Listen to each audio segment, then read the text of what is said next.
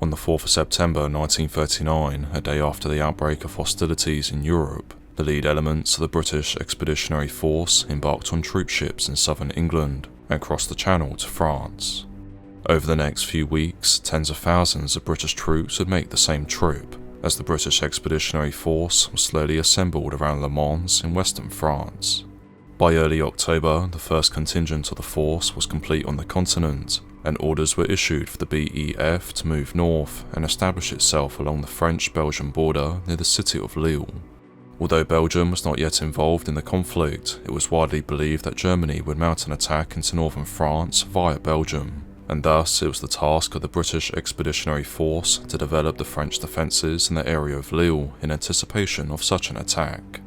Among the many British units involved in this task was the 1st Battalion, the King's Shropshire Light Infantry of the 1st Division, which was deployed around the small town of Seossing. The post-war history of the 1st King's Shropshire Light Infantry details the state of the French defences.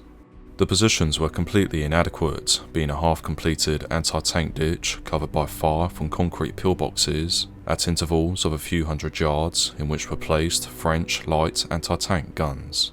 There were no trenches connecting the pillboxes, little barbed wire, no mines or signal communication, no gun positions or secondary line.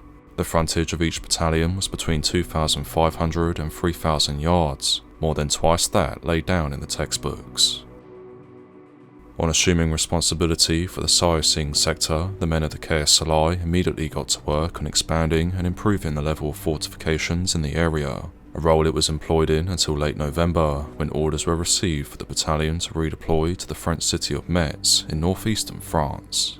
At the time, the northeast of France was the only combat zone between the Allies and Germany in Western Europe, although between September and November of 1939, only French and German troops were engaged in the sector, with all the British forces being concentrated around Lille, some 300 kilometres away. As a result, it was agreed between the British and French high commands that British infantry units should be sent to the sector to gain combat experience on the front line. Alongside two other battalions, the 1st KSLI was one of the first units chosen to take part in this programme. Departing Seossing on the 26th of November, the 1st King's Shropshire Light Infantry arrived in Metz the next day, where it came under the command of the French 42nd Division and spent the next week or so settling into its new surroundings. However, as the battalion history continues, it was the first occasion on which British troops had ever served around Metz, and they were surprised to learn that all the older inhabitants, in whose houses and farms they were billeted, had served in the German army during the First World War. The attitude of some inhabitants was not quite what was expected. For instance, an ex-German non-commissioned officer deliberately drove his sheep into one of the company billets, saying he preferred they should be comfortably accommodated rather than the British troops. Despite the hostility of some of the locals, the 1st KSLI quickly adjusted to its new environment, and on the 4th of December, the battalion took over a section of the front line near the village of Lutange. Here, the unit dug in and sent out a number of patrols to establish contact with the opposing German forces, including one which ventured out into no man's land on the night of the 9th of December 1939. Leaving their positions, this patrol headed out towards the enemy line, but unfortunately it lost its bearings in the dark and was soon forced to abandon its mission.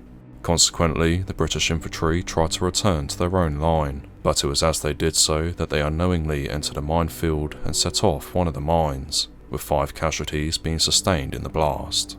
Of the 5, 4 of the men were wounded, whilst 27-year-old Corporal Thomas Priday was sadly killed in action. Although the extent of his injuries are not known, Corporal Priday's body was later recovered from the area and returned to the British line, where he was then buried with full military honours in the Lutange Communal Cemetery. For the British Army, Corporal Thomas Priday was the first soldier to be killed in action while serving on the front line during the Second World War. Over the next 6 years, until the 31st of August 1945, the Army would lose a further 130,926 men, of which 105,872 were killed in combat.